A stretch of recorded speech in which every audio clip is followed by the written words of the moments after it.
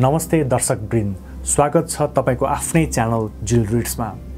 आज हामी भर्खरै बजारमा उपलब्ध भएको आख्यान चमेलीको फूल बैजनी रुमालको समीक्षा गर्नेछौँ।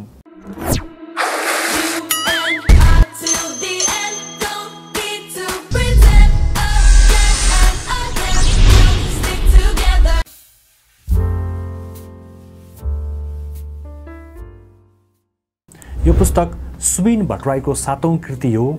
युवा पुस्तामाझ धेरै रुचाइएका सुबिन भट्टराईलाई साहित्यिक लेखन क्षेत्रमा स्थापित गर्ने पुस्तक समरलभ हो भन्दा फरक नपर्ला, जुन उनको दोस्रो कृति हो। सुबिन भट्टराईका प्रकाशित कृतिहरू क्रमशः कथाकी पात्र, समरलभ, साया, मनसुन, प्रिय सुफी, इजोरिया र चमेलीको फूल बैजनी रुमाल हुन्। हालसालै मात्र फाइन प्रिन्टले बजारमा उपलब्ध गराएको यो कथा सङ्ग्रहमा 7वटा कथाहरू रहेका छन्। यक्स, चमेलीको फूल बैजनी रुमाल, अलमल, भुइँ, साँझ, 2752 र भग्नावशेष गरी 7 उपशीर्षक राखिएका कथाहरू 216 पृष्ठमा अटाएका छन्। यो कथा सङ्ग्रहले प्रेमका 7 थरी रङलाई 7 उपशीर्षकबाट पस्कने प्रयास गरेको छ। एउटै प्रेम पनि विभिन्न रङमा देखाएर मनोवैज्ञानिक विश्लेषण गरिरहेका लेखक सुबिन भट्टराई पाठकलाई लामा लामा कथा मार्फत प्रेम महसुस गराउने धाउन्नमा देखिन्छन्। प्रेम, मानवीय जटिलता र मनोवैज्ञानिक पाटोलाई खोतल्ने प्रयास गरेका सुबिन भट्टराई भावनात्मक लेखनमा सीमित हुँदा कथानकलाई गन्तव्य नपुर्याई टुङ्गाइदिएको अनुभूत हुन्छ। युवा पुस्ताको मनै लोभ्याउने विषयवस्तुमा कथाहरू सजाइएको भए पनि आवश्यकताभन्दा बढी वर्णन गरिनुले कथाको भावनात्मक पाटोसँग पाठक जोडिन नसकेको प्रतीत हुन्छ। अझ सुरुका कथाहरूमा अलङ्कारिक वाक्यहरूको बारम्बार प्रयोगले तरकारीमा नुन बेसी भएको चाहिँ लाग्छ।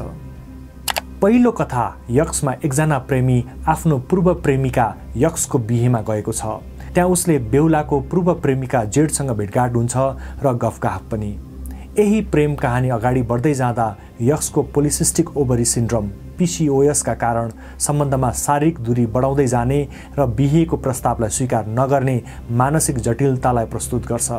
साथै PCOS का कारण शारीरिक रूपमा भोग्नु परेका उल्झन र तिनीहरूलाई जिन्दगीमा कसरी कमजोरीबाट शक्तिमा बदल्ने भन्ने आत्मविश्वासको पाठ पनि सिकाएको छ।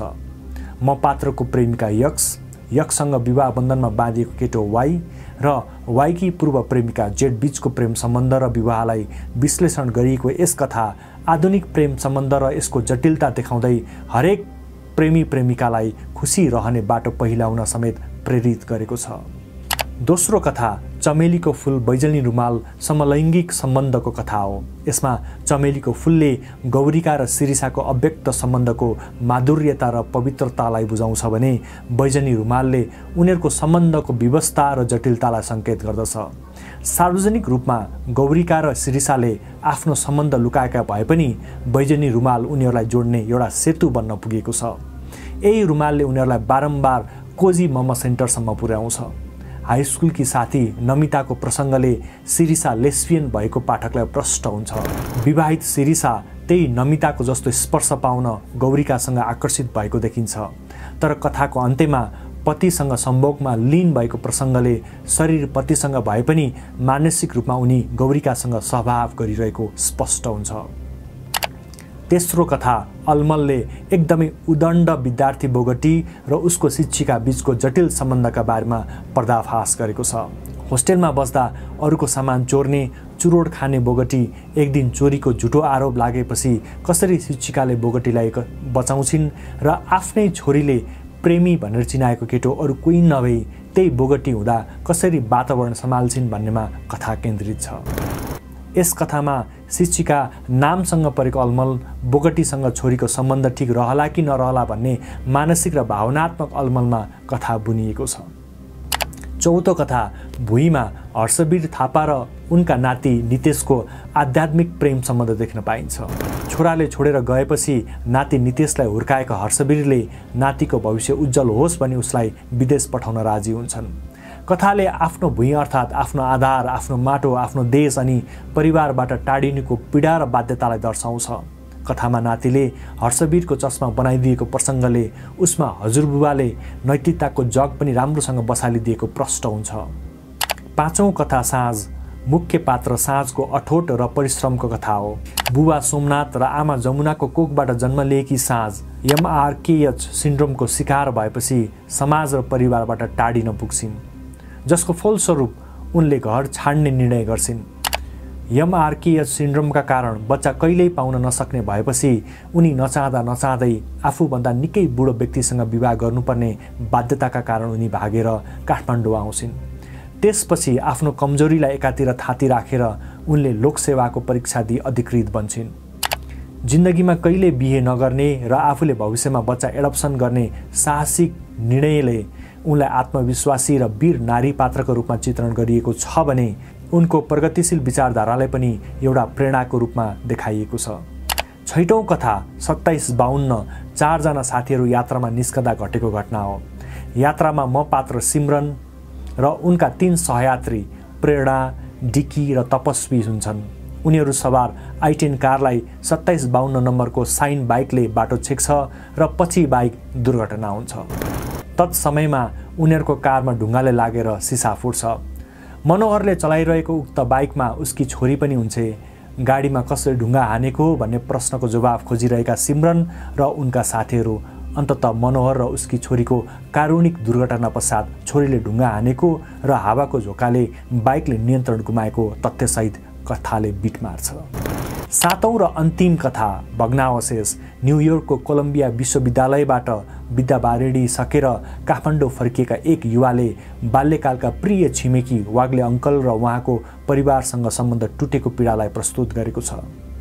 वाग्ले अङ्कल र उनको परिवारलाई जिम्मा दिएर दिल्ली, आगरा र देहरादून 10 दिन जति बिताएर फर्किएका म पात्रको बुवाले घर फोडेको र घरको सामान चोरेको आरोप वाग्ले अङ्कललाई लगाएपछि वर्षौं लामो सम्बन्ध भग्नावशेष बन्न पुगेको तितो यथार्थलाई उजागर गरेको छ।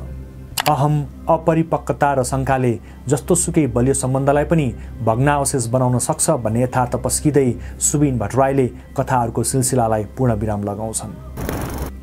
पहिलो कथामा कथा छिटो छरितो रूपमा बुनिएको भए तापनि साहित्यिक लेखनका नाममा धेरै वर्णन गरिनु, अधिक रूपकहरूको प्रयोग गरी वाक्य निर्माण गरिनुले पाठकवर्गलाई झिझो लगाउँछ। दोस्रो कथा चमेलीको फूल बैजनी रुमाल समलैङ्गिक आकर्षणका बारेमा बोल्छ। यद्यपि कथानकको बुनाइ निकै फितलो छ। यस पुस्तकमा समेटिएका प्राय कथाहरू चिया गफमा श्रवण गरिएका सिवाय केही लाग्दैनन्। कथाहरू पढ्दै जाँदा यस्तो लाग्छ कथाको सस्पेन्स लुकाउने नाउँमा कथाकारले कथानकलाई कुरूप बनाएका छन्। कथाहरूमा यथोचित क्लाइमेक्स नहुनु र कथाको रिजोल्युसन जबरजस्ती गाँच्न खोज्नुले कथाहरू गिजोलिएका छन्।